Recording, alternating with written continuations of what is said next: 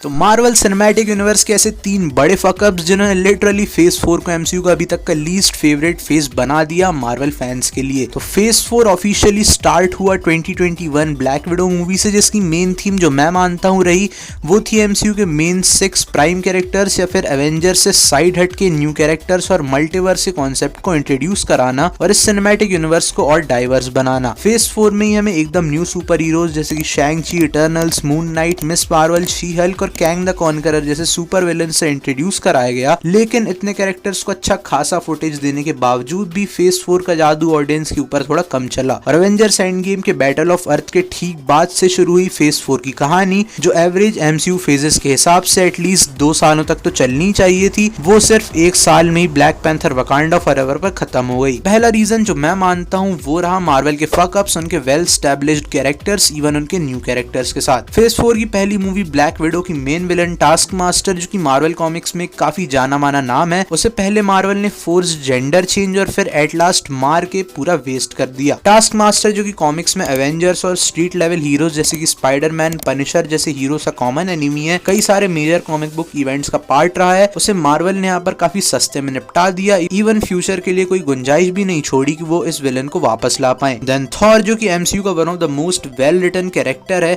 Specially after Infinity War और Endgame, उसे Marvel ने थॉर लव एंड थंडर में वेस्ट कर दिया। थॉर एमसीयू में एक ऐसा कैरेक्टर है जो अपने mother, father, brother, friend, even teammate को भी अपनी आंखों के सामने मरता देखा है। उसके एक काइंड ऑफ ईगोइस्टिक डिसीजन की वजह से यूनिवर्स की आधी पॉपुलेशन खत्म हो गई थी एक चुटकी में, बट स्टिल आज भी वो लिटरल गॉड बुचर से लड़ने बच्चों को खड़ा कर देता है और बात बात पर जोक्स मारता है। और अब बात आई है तो एमसीयू की gore the fake God butcher की बात भी कर ली जाए, जो कि अपना भौकाल दिखाने के लिए बच्चों को किडनैप करता है और कॉमिक्स में जहाँ उसे हराने के लिए 3 थॉर लगे थे, यहाँ थॉर इजीली उसे मैनिपुलेट करके उसका हृदय परिवर्तन करके उसको हरा देता है। फिर शी हल्क सीरीज जो कि अपने आप में ही एक अलग बवासीर है, उसमें कैजुअली हल्क के लौंडे स्कार को दिखा देना बिना किसी बैक स्टोरी या इंट्रोडक्शन, प्लस उसकी कॉमिक वाली स्टोरी लाइन को भी खत्म कर देना, जो कि मुझे पर्सनली फेज 4 का मोस्ट अनोइंग फकअप लगता है। और अभी रिसेंटली फेज 5 की शुरुआत मार्वल ने की मोडॉक के कैरेक्टर को बर्बाद करके, जहाँ वो एक सुपर विलन से अवेंजर बन गया। शुरुआत से ही एमसीयू में कॉमिक बुक कैरेक्टर्स को थोड़ा बहुत ऊपर नीचे करके दिखाया गया है,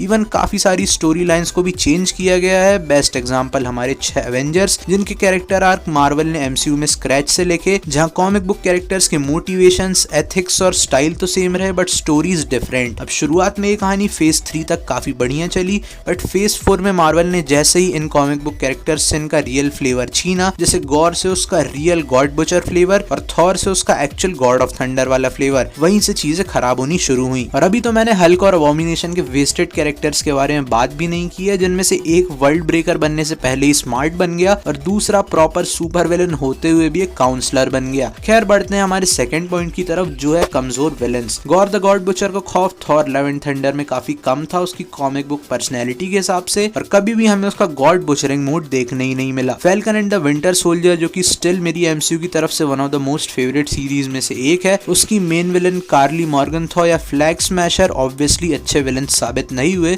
और इसीलिए वो इतने फॉरगेटेबल भी थे। जहां आपको यूएस एजेंट फिर भी याद रह जाए, बट ये याद रखने काफी मुश्किल थे। सेम चीज हुई हॉकाई सीरीज में, जहां किंग पिन जैसा विलन भी हार गया एक इमेच्योर केट बिशप से। अभी एक किंग पिन के कैरेक्टर के लिए फ्यूचर में नुकसान वाली बात तो है ही, क्योंकि अब हम कैसे एक्सपेक्ट करें कि वो डेयरडेविल को टक्कर देगा। लेकिन साथ ही हॉकाई सीरीज में माया लोपेज जो कि फ्यूचर में एको होंगी, उसकी विलन ने भी कुछ खास इंपैक्ट क्रिएट नहीं किया जैसे याद रखा जाए। शी हल्क सीरीज जिसमें कोई भी द बिग विलन नहीं था और अल्टीमेटली फिनाले हम फैंस का काफी बुरी तरह से काट देता है। इवन मिस मार्वल सीरीज जिसमें दोबारा विलन्स का हृदय परिवर्तन हो जाता है, और यही कहानी रही है फेज 4 में विलन्स की। विलन्स सिर्फ सुपर हीरो मूवीज ही नहीं, वैसे भी एक फिल्म का काफी इंपॉर्टेंट हिस्सा होते हैं, और इसीलिए आज तक हम अवेंजर्स से लोकी, सिविल वॉर से ज़ीमो और मैट टाइटन को नहीं भूल पाए। बट फिर भी पूरे फेज 4 में स्कारलेट विच, नेमोर और सिनिस्टर 6 ही थे जो उन्होंने फैंस पर छाप छोड़ी, और ये 3 विलन्स हमें मिले फेज 4 की 7 मूवीज और 7 लाइव एक्शन शोज को मिलाकर, जो कि अपने आप में काफी खराब फिगर है। और अब बढ़ते हैं हम हमारी वीडियो के आखिरी पॉइंट पर, जो है अनएक्सप्लोर्ड मल्टीवर्स। तो मार्वल प्रेसिडेंट केविन फाइगी ने फेज 4 की शुरुआत के पहले ही कहा था कि फेज 4 ज्यादा फोकस करेगा मल्टीवर्स के कॉन्सेप्ट पर, बस स्टिल जिन मूवीज को इस कॉन्सेप्ट को एक्चुअली एक्सप्लोर और एक्सप्लेन करना चाहिए था उन्हीं मूवीज ने इस डिपार्टमेंट पर ध्यान नहीं दिया। स्पाइडरमैन नो वे होम वैसे तो अभी तक की ग्रेटेस्ट स्पाइडरमैन मूवी थी, इवन मैं इसे फेज 4 की बेस्ट मूवी भी कहूंगा थिएटर एक्सपीरियंस को ध्यान में रखते हुए, बट स्टिल इस मूवी ने मल्टीवर्स के कॉन्सेप्ट को एक्सप्लेन नहीं किया और फैंस डाउट में रह गए। और फिर doctor strange in the multiverse of madness, जिसके नाम में ही मल्टीवर्स था, उसने बस एक यूनिवर्स दिखाकर हम फैंस को काम चलाने बोला, जो कि बिल्कुल भी जस्टिफाइड नहीं था। लेकिन फिर भी लोकी सीरीज ने एमसीयू की काफी लाज बचाते हुए सेक्रेट टाइमलाइंस, वेरिएंट्स और कैंग द कॉन्करर को इंट्रोड्यूस किया और थोड़ी बहुत मार्वल की इज्जत बचाई। मार्वल सिनेमैटिक यूनिवर्स का फेज 4 भरा पड़ा था poor writing, poor execution, even poor content से, बट स्टिल जैसे तैसे करके इसका एंड हुआ। लेकिन देखना अब ये है कि मार्वल अपनी खुद की मिस्टेक्स से कितना सीखता है और फ्यूचर में हमें क्या कंटेंट देता है। तो ये थी आज की वीडियो एमसीयू फैंस को ट्रिगर करने के लिए। अगर ये वीडियो पसंद आई हो तो इसे लाइक कर देना, चैनल पर नए आए हो तो सब्सक्राइब कर देना और अपने दोस्तों से भी ये वीडियो शेयर कर देना। I will see you all very soon, till then keep watching Indian nuts.